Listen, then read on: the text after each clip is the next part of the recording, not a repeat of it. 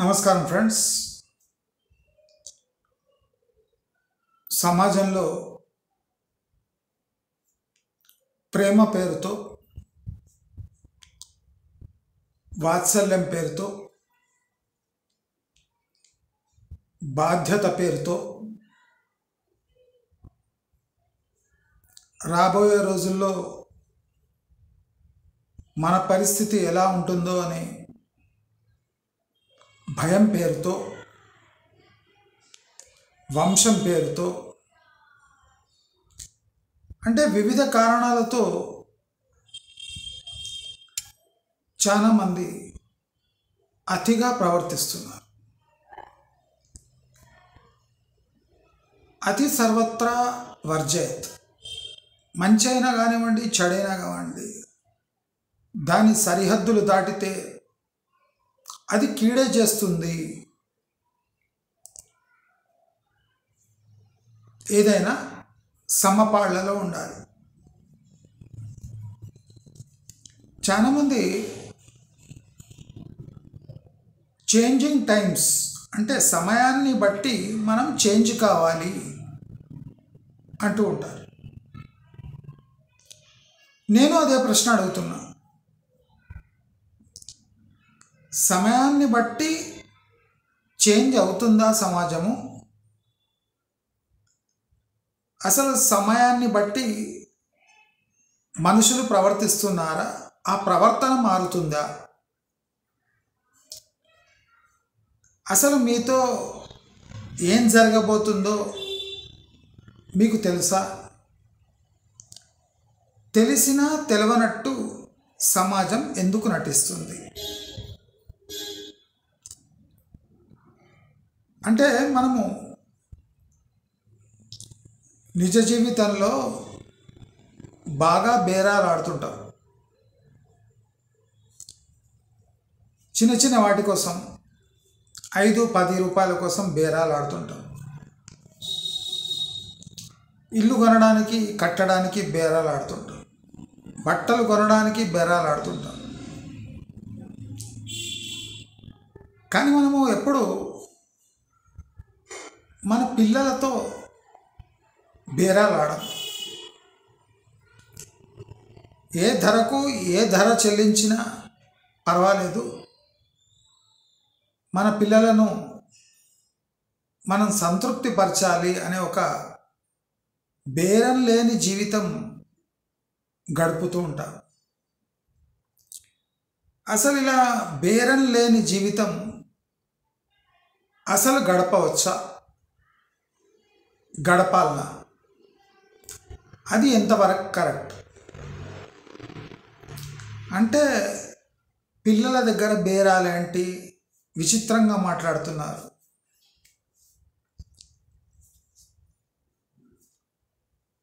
ఏ asset మీద మనము invest చేసి నష్టపోతున్నామో ఆ అసెట్ వాల్యూ చాలా ఓవర్ వాల్యుయేషన్ ఉంది. ఇప్పుడు రియల్ ఎస్టేట్ లాగా, వెస్ట్ హైదరాబాద్ లాగా అయిపోయింది మన బతుకు.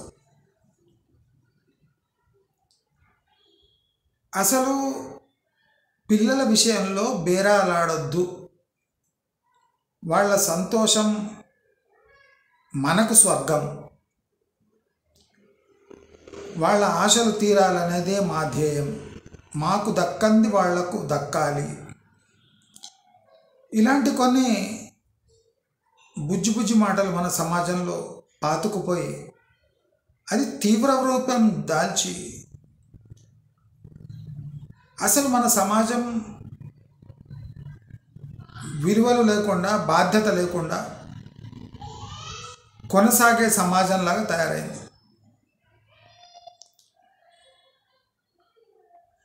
గత 10 years 15 years చూస్తుంటే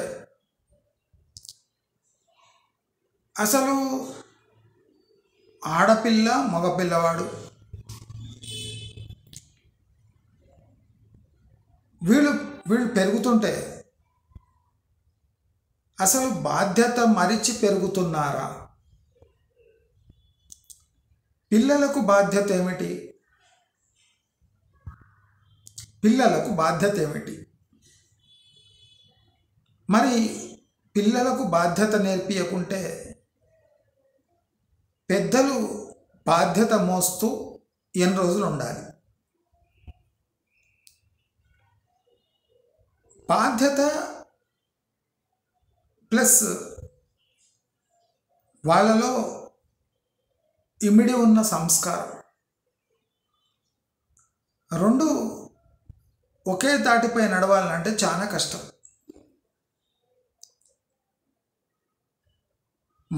మనం అనుభవించే క్షోభ కష్టాలు పిల్లలకు రావద్దు అనుకోవడం మంచిదే, కానీ రేపు ఈ రెండిటి ఊసు లేకుండా పిల్లలు పెరగడం ప్రమాదకరమని మనం గమనించాలి. గత 15 ఏళ్లుగా నేను చూస్తున్నది ఏమంటే, ఆడపిల్లలకు ఎనలేని మమకారం ఒలకబోసి బాధ్యతల నుంచి దూరం ఉంచి అల్లారు ముద్దుగా పెంచి కష్టం రానియకుండా చూసుకొని ఒక పుత్తడి బొమ్మను అత్తారింటికి పంపించే సంస్కృతి మన సమాజంలో నెలకొంది. ఈ పుత్తడి బొమ్మలు వేరే ఇంటికి పోయి బీభత్సం సృష్టిస్తున్నారు. అంటే రియాలిటీకి చాలా దూరంగా పెరిగి రియాలిటీకి చాలా దగ్గరగా సంసారానికి పోతే దాని పర్యావసానాలు ఎలా ఉంటాయో మన సొసైటీ అనుభవిస్తూనే ఉంది.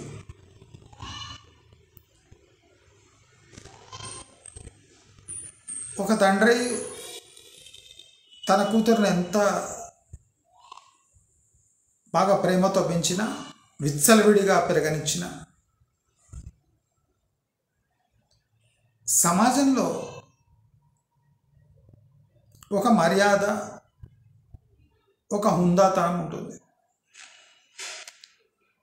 హుందాగా మీరు ఉండటం వేరే, సమాజం మిమ్మల్ని హుందాగా ఉన్నారు అని భావించటం వేరే. మనం రీసెంట్గా ఇప్పుడు కల్వకుంట్ల కవిత ఎపిసోడ్ చూస్తున్నాం. ఆమె వ్యవహార శైలి హుందాగా ఉంటుంది ఇన్ పబ్లిక్, కానీ నేను ప్రైవేట్ మనం అబ్జర్వ్ చేస్తే ఆమె అసలు మహిళలు ఊహించని పనులన్నీ చేస్తుంది. అంటే నీ హుందాతనం బయట సమాజానికి చూపించుకోవడం తప్ప నీలోని ఇమిడి ఉన్న హుందాతనం ఏమీ లేదు. అంటే డొల్ల హుందాతనం.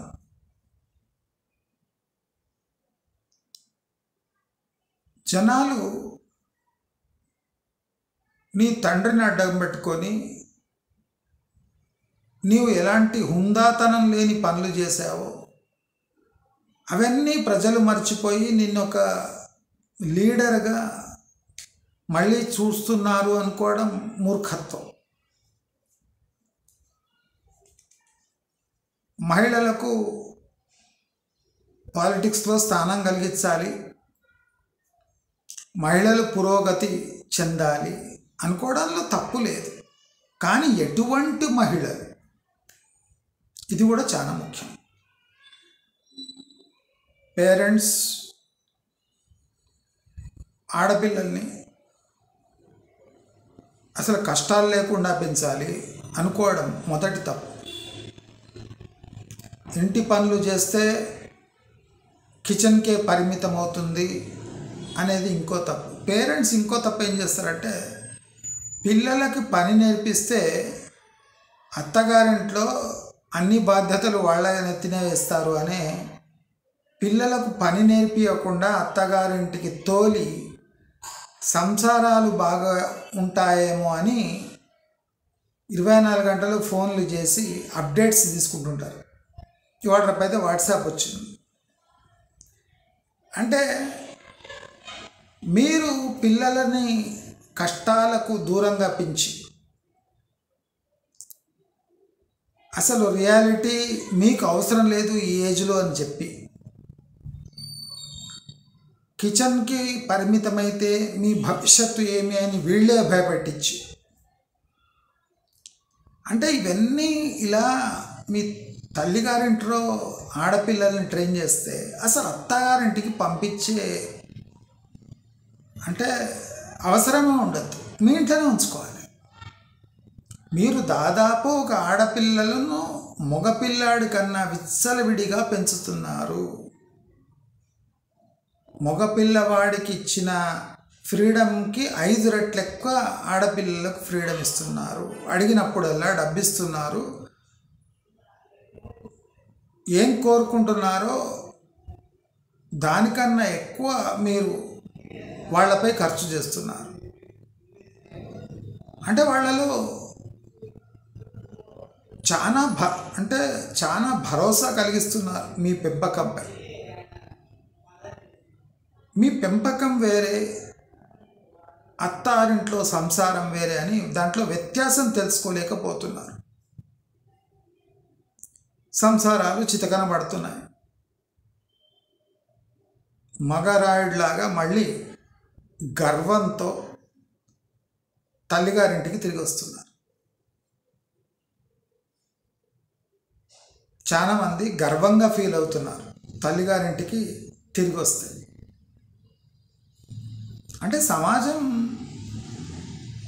పతనం వైపు వెళుతుంది, దాన్ని ఎవరు ఆపలేరు. దీంట్లో స్పెషల్ ఏమంటే కౌన్సిలింగ్ వల్ల ఆపలేరు, మీ డబ్బు వల్ల ఆపలేరు, రూల్స్ అండ్ రెగ్యులేషన్స్ వల్ల ఆపలేరు. మీరు అనుకుంటున్న గోల్స్ పిల్లలపై చాలా రాంగ్ వేలో ఇంప్లిమెంట్ చేస్తున్నారు. గత 15 ఏళ్ళుగా మగపిల్లలు నలిగిపోతున్నారు, వివక్షకు గురవుతున్నారు. ఇప్పుడు పేరెంట్స్కి 2 చెప్పు దెబ్బలు పడుతున్నాయి. గారాభంతో ఆడపిల్లలను పెంచి పెద్ద చేసి అత్తారింటికి పంపిస్తే తన బాధ్యతలు తెలుసుకోలేక గర్వంతో ఊగిపోయి మళ్ళీ తల్లిగారింటికి చేరుతున్నారు. వివక్షకు అబ్యూస్కి గురైన మగపిల్లలు పెళ్లి తర్వాత తమ సుఖం అత్తారింట్లో చూసుకొని సొంత తల్లిదండ్రులను చూసుకోకుండా గాలికి వదిలేస్తున్నారు. అంటే రెంటికి చెడ్డ రేవడి ఈ తల్లిదండ్రుల బతుకు తయారవుతుంది. టూ మచ్ ఆడపిల్లలపై కాన్సన్ట్రేషన్ పెట్టడం, అది చిన్నప్పటి నుంచే మగపిల్లలు గమనించడం, భారీగా కట్టకాలుకలు ఇచ్చి పంపించినా తిరిగి రావటం, మళ్ళీ తల్లిదండ్రులను వేధించటం. అంటే వీళ్ళపై ఖర్చు పెట్టిన వీళ్ళు మళ్ళీ తిరిగి వచ్చి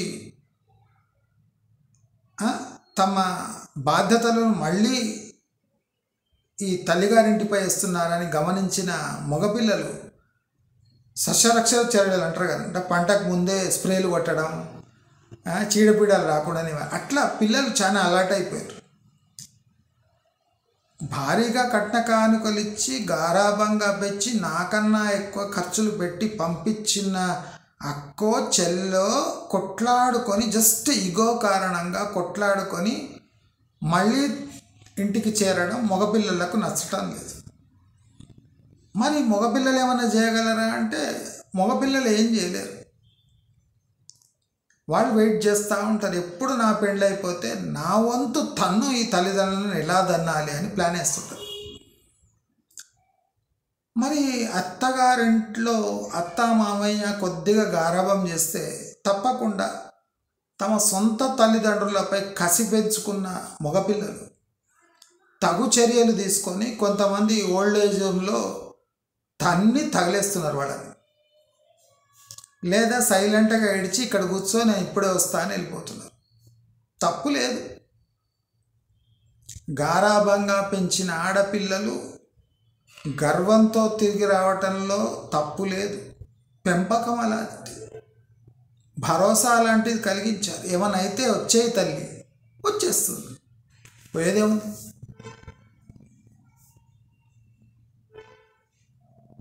కదా. మరి ఆ మగపిల్లలను ఎక్కడ పాడైపోతాడో అని వివక్షతో పెంచుతున్నారు. విచక్షణతో కాదు, వివక్షతో పెంచుతున్నారు. ఆ వివక్ష చూసిన మగపిల్లలు తమ వంతు సమయం వచ్చినప్పుడు ఈ తల్లిదండ్రులపై కసి తీర్చుకొని ఆల్మోస్ట్ కుక్కలాగా చూస్తున్నారు. తప్పు లేదు. అదేంటి తప్పు లేదంటున్నారు? మరి ఇన్నేళ్ల కసి మరి మగపిల్లలు తీసుకోకుండా ఆపడం అన్యాయం కదా. మరి ఆడపిల్లలు ఇంత గారాభంగా పెంచి కట్నకాలుకలిచ్చి చదువులు చెప్పించి అత్తారింటికి పంపిస్తే ఇగో కారణంగా తిరిగి వచ్చే అంత ధైర్యం వాళ్ళకున్నప్పుడు మరి వివక్షకు గురైన మగపిల్లవాళ్ళు సొంత తల్లిదండ్రులని కుక్కలు చూసినట్టు చూడటంలో తప్పేముంది కదా. ఈ ప్రశ్న సొసైటీ తప్పకుండా వేసుకోవాలి. మొదట తల్లిదండ్రులు వేసుకోవాలి. అసలు ఆడపిల్లలకు అంత గారాభం అవసరమా? జీలకర్ర అంటే కర్రలా ఉంటుంది అని తెలుసంట ఒక అమ్మాయికి. నేను ఎన్నో వీడియోలో చెప్పిన, జీలకర్ర అంటే కర్ర ఉంటుంది కదా అంకల్, కట్టెలా ఉంటుంది కదా, మరి జీలకర్ర అంటుండ్రు, ఇవేమి ఇస్తుండ్రు అంటే, కర్ర లాంటిది దాల్చినమ్మ, జీలకర్ర అంటే ఇట్లే ఉంటుంది, జీలకర్ర అని జీలకర్ర అంటే. ఇంత జనరల్ నాలెడ్జ్తో ఉన్న అమ్మాయి రేపు కిచెన్లో ఏం సంసారం చేస్తుంది అంటే, కిచెన్లో కాదు, కిచెన్లో ఏం పాత్ర పోషిస్తుంది, అత్తారింట్లో ఎంత మార్క్స్ వేయించుకుంటుంది అంటే ఎవరికి ఆ చింత లేదు. మంచి మొగుడు దొరికితే చాలు.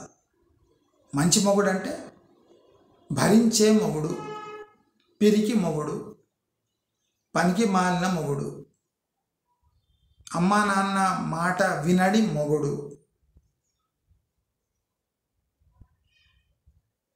ఆడపిల్లలకి ఇలాంటి మొగుళ్ళు కావాలి. బాధ్యత అంటే తన బాధ్యత తప్ప వేరే బాధ్యతలు మోసే ఇష్టం లేని మొగుడు కావాలి.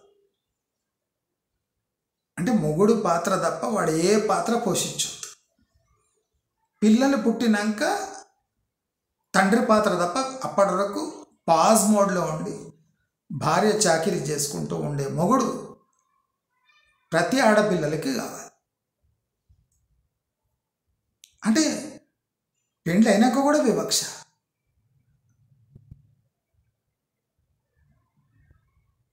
స్వార్థం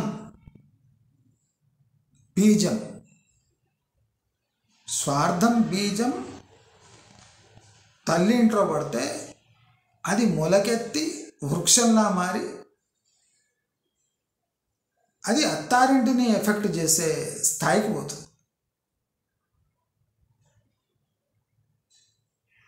చాలామంది అగ్రి చేయరు. మా ఆడపిల్లలు అలా కాదండి, కొద్దిగా తేడా రానివ్వండి అంటే 100కేవో ఒకరో ఇద్దరు బాగుంటారు, వాళ్ళ ఎగ్జాంపుల్ నాకు ఇవ్వకండి. నాకు బాగా తెలుసు, ఆడజాతి ఏమో బాగా తెలుసు.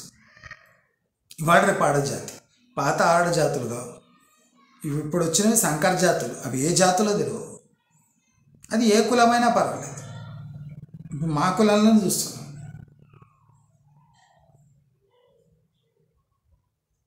అది మా ముర్రా జాతో జాఫరాబాద్ జాతో తెలియదు.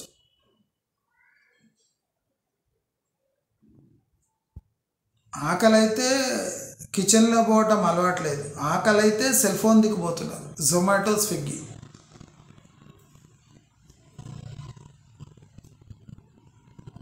ఏమొస్తుందమ్మా అంటే మ్యాగీ టీ పెట్టడం వస్తాట. ఇంత బతికి మ్యాగీ టీ పెట్టడం.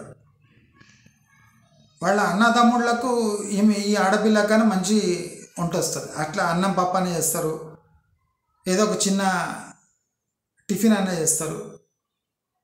ఏవో ఒకటి ఆడ మొగలా బతుకుతుంటే తల్లిగారింట్లో మొగ ఆడ లక్షణాలను నేర్చుకుంటున్నారు. తప్పదు. ఎందుకంటే ఈ మగవాడు నెక్స్ట్ ఆడపాత్ర పోషించాలి పెళ్లి తర్వాత. దానికి వీడు ప్రిపరేషన్ అవుతుండు. ఆమె మగ పాత్ర పోషించడానికి ఆమె ఉవ్విళ్ళుడుతుంది.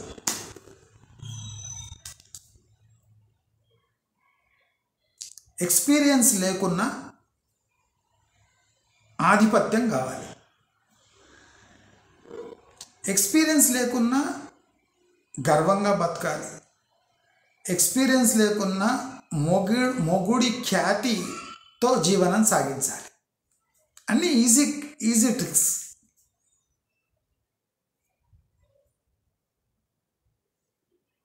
మనం కల్వకుంట్ల కవితలో ఈ లక్షణాలు ప్రస్ఫుటంగా చూడవచ్చు. తండ్రి ఆరా, తండ్రి ఖ్యాతి నుంచి పుట్టుకొచ్చిన కారణంగా నీకు ప్రజాదరణ ఉంది అని మభ్యపడే కల్వకుంట్ల కవిత ఎంత పిచ్చిదో మీరు ఊహించుకోండి. కవిత కన్నా టాలెంటెడ్ డబ్బున్న వాళ్ళు వేల కొద్ది మహిళలు ఉన్నారు తెలంగాణలో. కవిత కన్నా డబ్బు ఎక్కువ ఉంది, అందం ఉంది, బ్రెయిన్ ఉంది. వాళ్ళంతా ఎందుకు ఎవరు దండలు పెడతలేరు వాళ్ళకి. ఎందుకంటే కేసీఆర్ ఆమె వాళ్ళ తండ్రి కాదు కాబట్టి. కేటీఆర్ కూడా అంతమంది దండం పెట్టారు, ఇప్పుడు కూడా పెట్టారు. ఆయన యువరాజైనా పెట్టారు. అంటే నీ తండ్రి ఫలానా, నీ పెంపకం అంత బాగుంది అని నీవు అనుకుంటుంటే నీవు మభ్య పెట్టట్టు. నీ తండ్రి కూడా నీవు ఎదిగిన తీరు బాగోలేదని మదన పడుతుంటాడు ఇప్పుడు.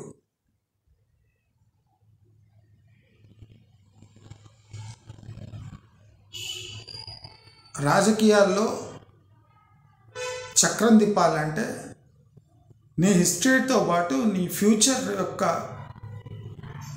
నీ కాన్ఫిడెన్స్ రాజకీయాల్లో సుస్థిరంగా నిన్ను ఉంచుతుంది.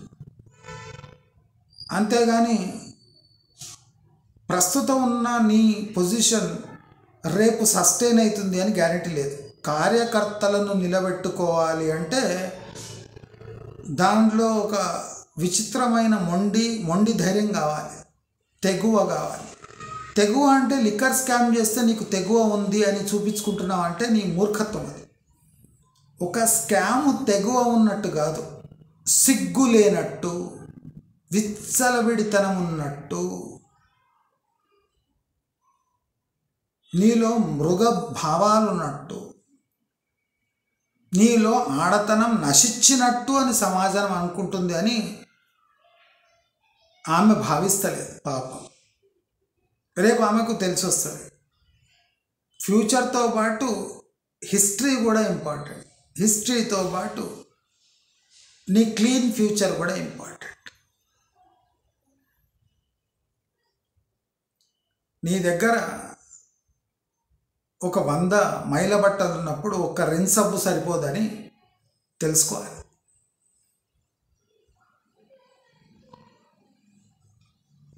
ఆడపిల్లలను జాగ్రత్తగా పెంచకపోతే ఏమవుతుంది అని కేసీఆర్ మన టోటల్ సమాజానికి ఒక నిదర్శనంగా, ఒక ఐడల్గా, ఒక వ్యక్తిత్వాన్ని మనకు పరిచయం చేసి సమాజంపై వదిలాడు. సమాజం తన వంతు వైఖరితో త్వరలో నిర్ణయం తీసుకోబోతుంది. సమాజం పిచ్చిదైతే, సమాజం వెర్రిదైతే కవిత తప్పకుండా గెలుస్తుంది.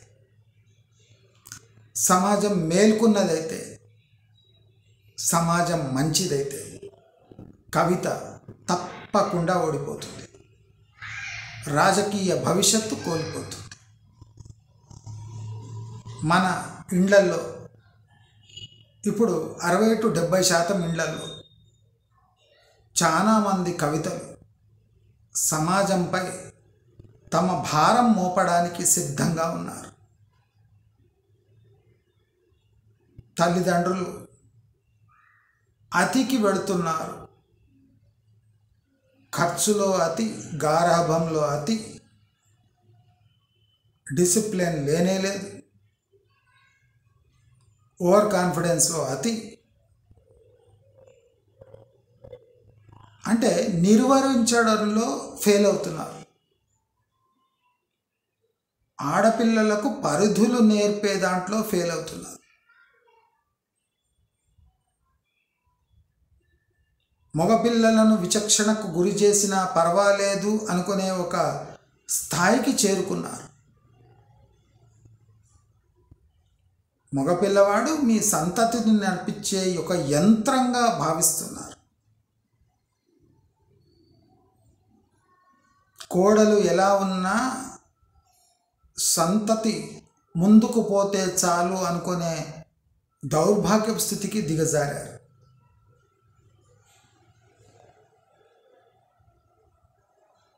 సర్నేమ్స్ నామమాత్రంగా ఉండిపోతున్నాయి. సర్నేమ్స్లో సారం మిగలటం లేదు అని చాలామంది తల్లిదండ్రులు గమనిస్తలేరు. సమాజం అటు ఇటు చూసుకొని నేర్చుకునే అవసరం లేదు. ప్రముఖంగా రోజు టీవీలపై, పేపర్లలో వచ్చే రాజకీయ తప్పులను చూసి కూడా తమ జీవితంలో ఎంతో మేలు చేసుకోవచ్చు. మీరు తెరపై చూసేది కవిత అనుకుంటే తప్పు. మీ తెరపై చూసే వ్యక్తి మీ పక్కనే ఉంటున్నాడు అని ఒక్కసారి లుక్కేయండి. అంటే ప్రతి వ్యక్తి లిక్కర్ స్కామ్ చేయాలని కాదు. వ్యక్తిత్వంలో తేడా వస్తే మానవత్వం మచ్చుకైనా మిగలదు. నటనతో సంసారాన్ని కానీ సమాజాన్ని కానీ కొంతవరకే మభ్యపెట్టవచ్చు. మీరు పెంచుతున్నది పిల్లల్ని కాదు, మహానటుల్ని, మహానటిని, మహానటుడిని అని ఏ రోజు మీరు గమనించి తిలకించి సరిదిద్దుకునే ప్రయత్నం మొట్టమొదటి రోజు నుంచే చేస్తారో, లక్షణాలు గుర్తించిన వెంటనే మందు పెడతారో అప్పుడే మొలక చెట్టుగా మారి అనుకున్న ఫలసాయం ఇస్తుంది. లేదా ఇన్నాళ్ళు పెంచిన చెట్టు అనుకోని దిగుబడి ఇవ్వక నిరాశపరిచి అసలు చెట్టు యొక్క అంటే మెయిన్ థీమ్ని అది ఫుల్ఫిల్ చేయక మన జీవితాంతం దాన్ని పెంచడంలో చేసిన శ్రమను ఒక్క దెబ్బలో సమాజం ముందు తలెత్తుకోకుండా చేసి